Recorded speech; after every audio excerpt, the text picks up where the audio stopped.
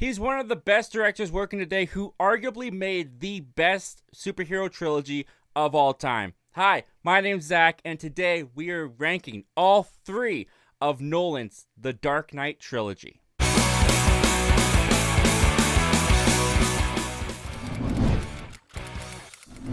Before we get started, as I'm talking, leave your comments down below in the comment section. How would you rank the Dark Knight trilogy? Give me some context in there. When did you start watching the Dark Knight? Were you there for them in theaters? Did you watch them when they were available for home video? Did you grow up loving these? Did you just discover them? Comment down below. Let me know all your thoughts and opinions. I'd love to read them. With all that out of the way, let's get started with in last place, Batman Begins. And I know a lot of you guys would have this one higher on your list, and this isn't any slight against Batman Begins, so don't get too offended if this is higher on your list. I do enjoy Batman Begins quite a bit. This is definitely what saved Batman on the cinematic screen, where after Batman and Robin, the franchise almost went on ice for almost a decade until Christopher Nolan came in and gave his realistic take on the Caped Crusader.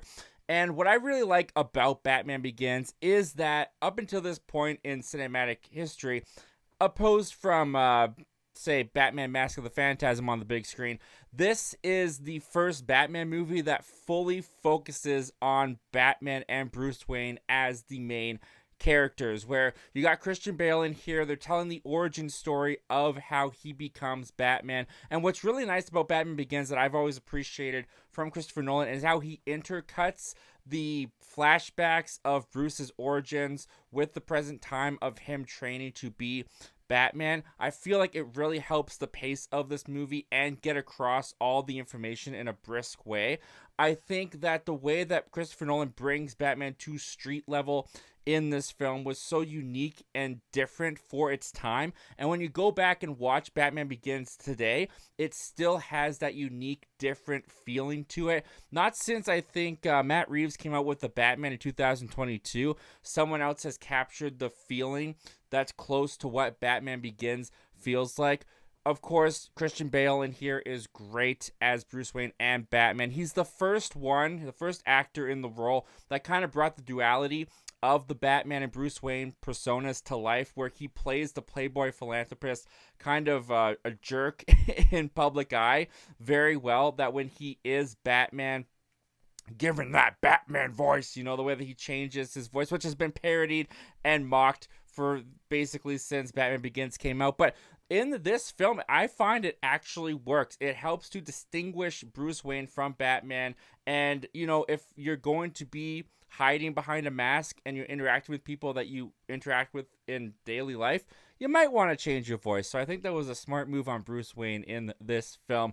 I love how just Christopher Nolan brings such maturity to the Batman character through this film as well, where it doesn't feel like a standard comic book movie, especially one that you would find at that time, which of course helped it break through the mold and become this big iconic phenomenon. The only reason I don't have this one a little bit higher for me personally, because I do think that it's a really, really good movie, I don't really get into the Bruce Wayne and the Rachel relationship here, played by Katie Holmes, who I know some people like her. I find her pretty miscast in this film, to be honest with you. The whole Raj Al Ghul element to this film as well, where he is basically trying to destroy Gotham, and he's also the one who trained Bruce Wayne when he ran away from Gotham. That coincidence for me, that Bruce being from Gotham is exactly who that's the place this guy wants to destroy, and is also his mentor. It's just too many happenstance, too many coincidences for me that I do think I don't fully buy into it. On top of that, I do think Cillian Murphy's Scarecrow in this film, while he gets some pretty significant sequences, and the nightmare sequences done with Scarecrow throughout this film, they are very disturbing. They're so well captured, and they elicit this fear in you, as the whole theme of the film is fear. That being said, I feel he's kind of underutilized. I wish we got a little bit more of his character of Scarecrow throughout the remainder of this film. Also, the end sequence where the sphere toxin gas goes over the city. I wish we had gotten to see more of the people's fears throughout that sequence, more of what they were seeing. There's just little things in here that holds this one back for me personally. But that being said, I still really enjoy this film.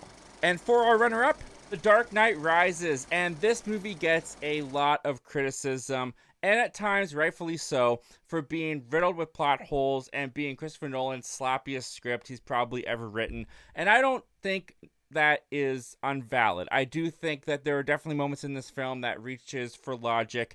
I mean, the fact that Bruce Wayne is in a hole somewhere for who knows how long, how many miles away from Gotham, just appears back in Gotham as the Batman when the city is supposed to be closed off, no one's supposed to be able to enter it.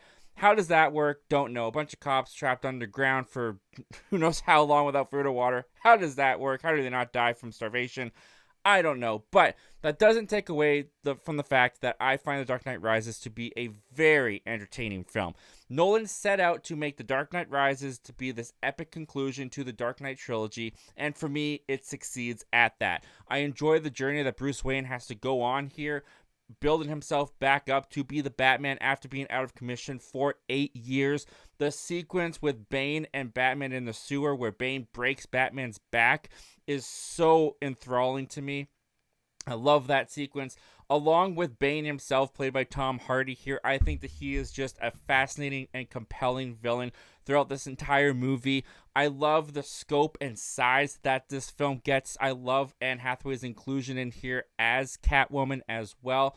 There's definitely some elements of The Dark Knight Rises that also kind of bump me the wrong way. Like, I don't really care for the inclusion of Ra's al Ghul back in here, kind of being the puppet behind everything going on with Bane, which when you're completing this trilogy, you kind of want to bookend it with how it began with Ra's al Ghul. So in that way, I can see that it makes sense. But what I just really enjoy about The Dark Knight Rises is the story, is the journey that Bruce Wayne goes on. I even with all the plot holes that it makes, I love the sequence of Bruce Wayne being trapped down below in that hole, having to build himself back up, get the courage to make the jump, make the leap, take the leap of faith. I think all that's done so well. I really enjoy all of that. And just like I said, as the epic conclusion to the Dark Knight trilogy, I think it succeeds. The battle that goes on in Gotham between Bane and all the criminals and Batman and Catwoman, I think is epic. I think it's awesome. I think it's worthy of the climactic conclusion to what this trilogy had been up until that point. There's some things for sure that hold the Dark Knight Rises back from being great, but I still really enjoy it, and I find it to be a very satisfying conclusion to this Dark Knight trilogy.